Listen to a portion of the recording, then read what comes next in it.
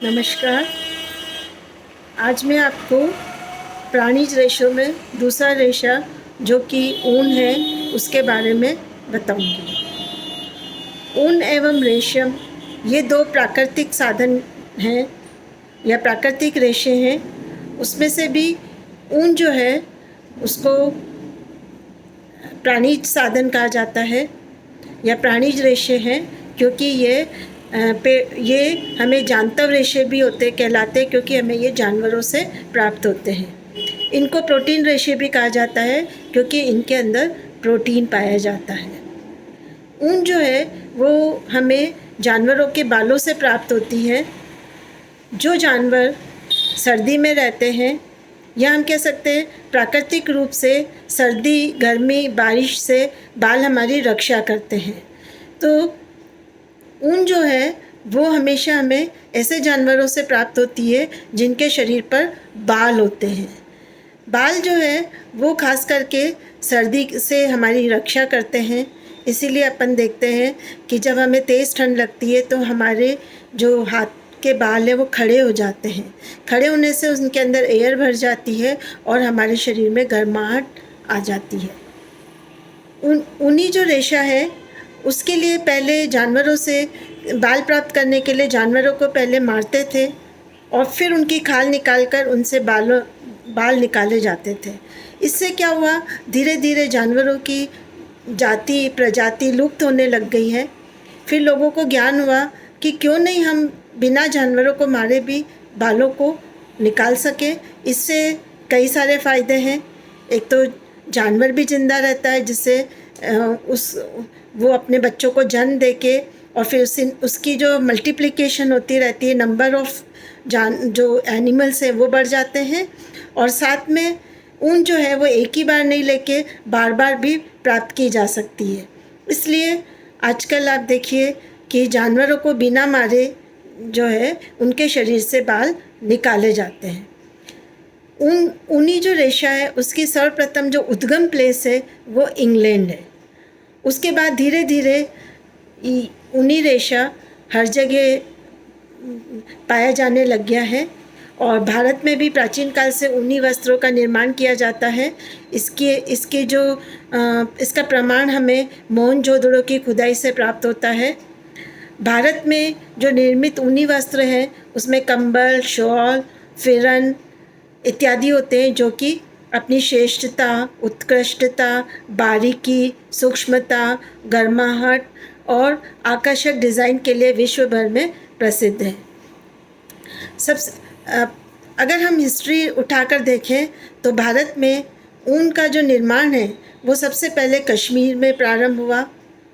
कश्मीर से धीरे धीरे ये कश्मीर के पश्मीना शॉल जो है वो आज भी अपनी उत्कृष्टता, श्रेष्ठता, सुंदरता, कोमलता के लिए विश्व में प्रसिद्ध है।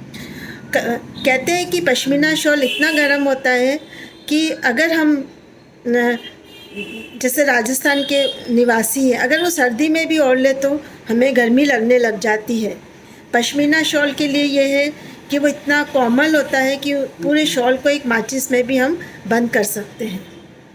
कश्मीरी शॉल जो है वो उसको प्रोत्साहन मुग़ल सम्राटों ने दिया था और धीरे धीरे आज हम देखते हैं कश्मीर में कश्मीरी शॉल के अलावा वहाँ का नमदा, वहाँ की लोई, गरम चादर, कंबल, कोट, फिरन आदि प्रसिद्ध हैं।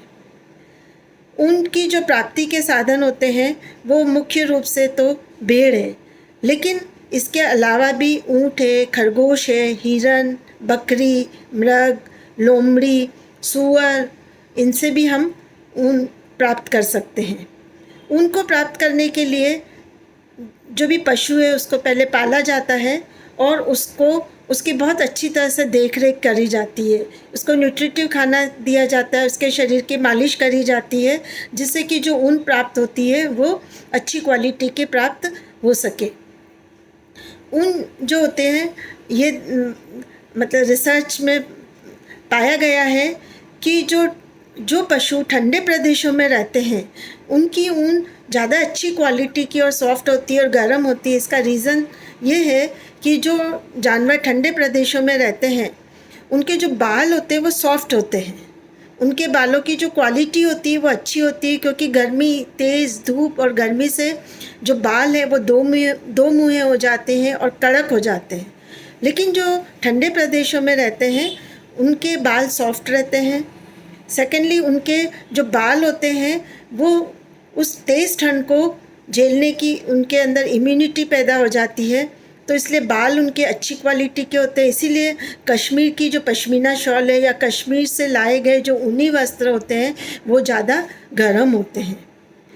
इसके अलावा एक अंगोरा बकरी आती है, अंगोरा बकरी, कश्मीरी बकरी, क्यूना, अंगोरा खरगोश, अल्पाका, ऊँट, लामा, ये भी बहुत सारे पशु हैं जिससे कि हमें ऊन प्राप्त होती है। ऊन प्राप्ति के लिए सबसे पहले उनका वर्गीकरण किया जाता है कि या श्रेणीकरण किया जाता है कि कौन सी किस्म की भेड़ है, उनसे हम किस प्रकार की ऊन प्राप्त कर सकते हैं। एक भेड़ से भी हम अलग अलग तरह की ऊन प्राप्त करते हैं। अधिकतर जो उनकी गर्दन के आसपास के बाल होते हैं वो सॉफ्ट होते हैं, इसलिए वो अच्छी गर्दन के आसपास वाली ऊन ज़्यादा अच्छी होती है, अच्छी क्वालिटी की होती है।